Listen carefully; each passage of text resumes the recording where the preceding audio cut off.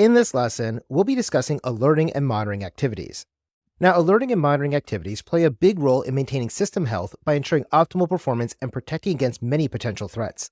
Alerting and monitoring utilizes a wide range of activities, including log aggregation, alerting, scanning, reporting, archiving, alert response and remediation, or validation. Now, first, we have log aggregation. Log aggregation is the process of collecting and consolidating log data from various sources into a centralized location. The log aggregation process is going to help with the analysis and troubleshooting of system issues, security incidents, and performance problems. This can be used for multiple purposes, including troubleshooting, performance monitoring, security analysis, and compliance.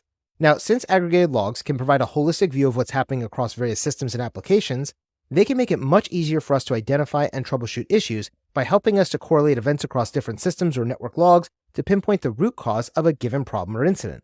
Consolidated log data can also provide us with valuable insights into our system's performance. By aggregating logs, you can monitor performance trends over time, identify your bottlenecks, and make informed decisions about your resource allocations.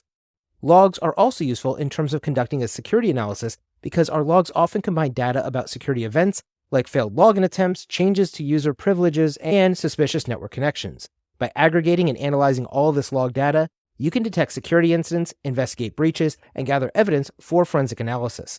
Another use for log aggregation is to meet your organization's compliance requirements. Now, many laws and regulations like GDPR and HIPAA require your business to maintain a comprehensive set of logs for certain regulated activities. Now, log aggregation can help businesses meet these requirements by ensuring that all of your necessary log data is being collected and stored in a centralized location that can be easily reviewed by auditors during a compliance audit. Second, we have alerting. Now, alerting involves setting up notifications to inform relevant stakeholders when specific events or conditions occur. Alerting can be triggered based on predefined thresholds or anomalies that can be delivered via various channels like email, text messages, and push notifications. Alerting is also important in helping to ensure that issue resolution, incident detection, and compliance is occurring within your organization. By using alerts, your team can proactively address issues before they escalate into more significant problems. For example, if a server's CPU utilization exceeds a certain threshold, an alert might be triggered that allows your team to investigate it and then resolve that issue before it impacts your system's overall performance or availability. Alerts can also be set up to notify security teams of potential security incidents. For example, multiple failed login attempts or unusual data access patterns could trigger alerts, which can then enable a faster investigation and response to occur. Also, some laws and regulations do require the immediate notification of specific events, like a data breach, to governmental agencies. If you implement alerting mechanisms, you can be assured that you're meeting those requirements in order to maintain your regulatory compliance. Third, we have scanning. Now, scanning involves regularly examining your systems, networks, or applications to identify vulnerabilities, configuration issues, or other potential problems. The scanning process is crucial for maintaining system health to ensure that your systems are operating within optimal performance standards and are safeguarded against potential threats.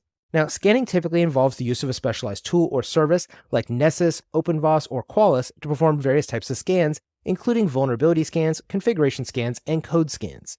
A vulnerability scan checks for known vulnerabilities in your systems, networks, or applications by comparing your system's current state against a database of known vulnerabilities that's known as the CVE, or Common Vulnerabilities and Exposures, and this is a database provided by the MITRE Corporation that you can find at cve.mit.org. For example, a security team might use a vulnerability scanning tool like Nessus or OpenVAS to perform a vulnerability scan of their entire network. These scans will identify any unpatched software, misconfigured services, or other potential vulnerabilities that could be exploited by a threat actor so that your system administrators can then mitigate these vulnerabilities by patching those systems, reconfiguring them, or putting in place some other forms of mitigations like installing a web application firewall if that's appropriate. Now, a configuration scan, on the other hand, is going to be used to check for misconfigurations that could impact your system performance or security by comparing the system's configuration against best practice guidelines or specific compliance standards. A configuration scan will focus on detecting misconfigurations that have the potential to affect system performance or security. By conducting a configuration scan, organizations can proactively identify and rectify any deviations from their recommended settings while ensuring that their systems not only operate efficiently, but they also adhere to security and compliance standards. This preventative measure will definitely help to maintain a robust and secure IT environment, and it helps to minimize the risk of vulnerabilities and performance issues that stem from configuration errors. For example, if an organization is striving to maintain a secure and compliant network environment, they might choose to employ a configuration scanning tool like CIS-CAT to conduct periodic scans of their systems and network devices.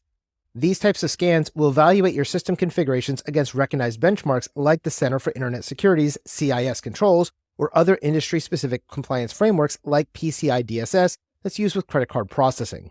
Any discrepancy discovered during the scan, such as an open port, weak access controls, or non-compliant settings, are then going to be flagged for attention and remediation. Then, your system administrators can take their proactive steps to rectify all these misconfigurations and to ensure the network remains aligned with the industry best practices and regulatory requirements in order to bolster your security posture and compliance status. A code scan will check the source code of an application for potential issues, such as security vulnerabilities or coding errors. This is often done as part of a software development process to catch and fix issues early. Code scans can be completed using either static code analysis or dynamic code analysis techniques as well. For example, if you're working as part of a software development team that's creating a new web application, you might want to perform a code scan to ensure the application security and functionality is working as you designed. Now, you and your team can employ static code analysis tools like Fortify or SonarQube to examine the application source code thoroughly on your behalf.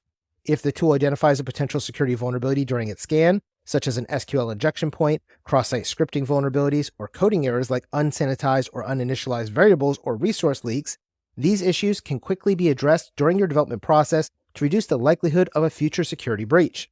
This helps to prevent future issues while also ensuring a more robust and reliable application is going to be deployed into your production environment. Additionally, dynamic code analysis techniques, such as penetration testing, can complement your static analysis by evaluating the application's behavior while it's running to uncover any vulnerabilities that may not be apparent when you're conducting a purely static review of the source code. Fourth, we have reporting.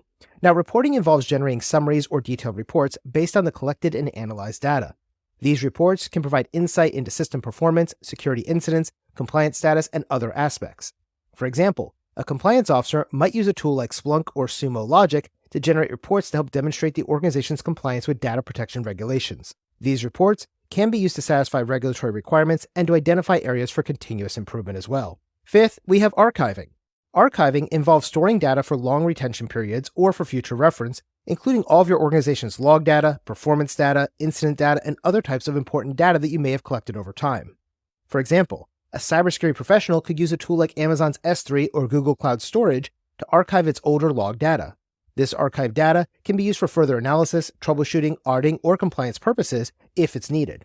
Depending on various laws and regulations, you may or may not be required to maintain an archive of all of your data for a certain period of time. HIPAA, or the Health Insurance Portability and Accountability Act, is going to require you to maintain all of your data for 6 years to prove compliance. So, if you're working in a healthcare-related field, you may want to move your data into either hot or cold storage inside of a cloud environment, so that way you'll be able to meet this regulatory requirement, or you'll be responsible for maintaining all of that in your on-premise data center as well. Sixth, we have alert response and remediation or validation. Now, once an alert or scan identifies a potential vulnerability or incident, we have to begin the process of managing and resolving those identified issues as part of our overall alerting and monitoring activities. This involves taking appropriate actions in response to alerts and ensuring that the identified issues have been effectively addressed. Now, the first step in the response and remediation or validation process involves taking appropriate actions in response to a received alert. This response can include investigating the issue, escalating it to the appropriate team, or initiating a predefined response procedure. For example, if a network engineer receives an alert about a network outage and they respond by investigating the issue and identifying the cause of the outage, they have completed this step of the process. Then, we need to begin the remediation or validation process, which helps to determine the specific response based on the nature of the alert and the organization's incident response procedures. When we talk about remediation, we're really talking about the steps used to resolve the identified issues or vulnerabilities, which could include things like patching outdated software, reconfiguring services, or modifying an application's source code. Now, validation, on the other hand, involves verifying that the remediation you implemented was actually successful and has effectively addressed the given vulnerability or issue. So, for example, if an alert notified a security analyst that a missing software patch was not installed, and this represents a known vulnerability on a Windows domain controller, this is considered an alert. Now, the security analyst might respond to this alert by installing a security update to patch this known vulnerability. This is the remediation portion of this process. Now, the security analyst also needs to run a vulnerability scan on that domain controller again to validate that the patch was successfully installed and that the threat that vulnerability represents has been fully eliminated from this server. Now, when your security analysts respond to a given alert, you may also find that they're going to use two other actions, known as quarantining or alert tuning. Now, a common remediation step might involve quarantining a system or file that's suspected to be malicious. Quarantining involves isolating a system, network, or application to prevent the spread of a threat and limit its potential impact. For example, if a workstation is suspected to be infected with malware, the security team might quarantine this workstation by logically isolating it from the rest of the network, while the security team investigates the issue further and then undertakes the rest of the organization's incident response procedures on this suspected malicious workstation. This prevents the malware from spreading to other systems while the team is working to remove that infection, which is why we quarantine it. Now, alert tuning, on the other hand, is a form of remediation where we're going to adjust the alert parameters to reduce errors, false positives, and to improve the overall relevance of the alerts being generated by a given system. Alert tuning can also involve changing the thresholds that trigger an alert, adjusting the conditions that define an alert, or modifying the alert delivery methods. For example, a system administrator might be receiving too many alerts about a minor CPU utilization spike that really doesn't impact your system's overall performance. So, to reduce the excessive noise being created by all these alerts, the system administrator could retune that alert to only trigger when the system's CPU utilization exceeds a higher threshold or remains high for at least 30 or 60 seconds or longer to reduce the amount of alerts being generated by this system. So remember, log aggregation is used to collect and consolidate log data from various sources into a centralized location. Alerting is going to be used to set up notifications to inform relevant stakeholders when specific events or conditions are occurring. Scanning involves conducting regular examinations of your systems, networks, or applications to identify vulnerabilities, configuration issues, or other potential problems. Reporting is going to be used to generate summaries or detailed reports based on the collected and analyzed data. Archiving is used to store data for long-term retention periods and for future reference. Alert response involves taking the appropriate actions in response to received alerts. Remediation and validation is going to be used to take the steps necessary to resolve identified issues or vulnerabilities and verify that your remediation efforts were actually successful. Now, it's important to always conduct proper alerting and monitoring activities in order to maintain your system's overall health and to ensure its optimal performance while still safeguarding your organization against potential threats, so keep this in mind.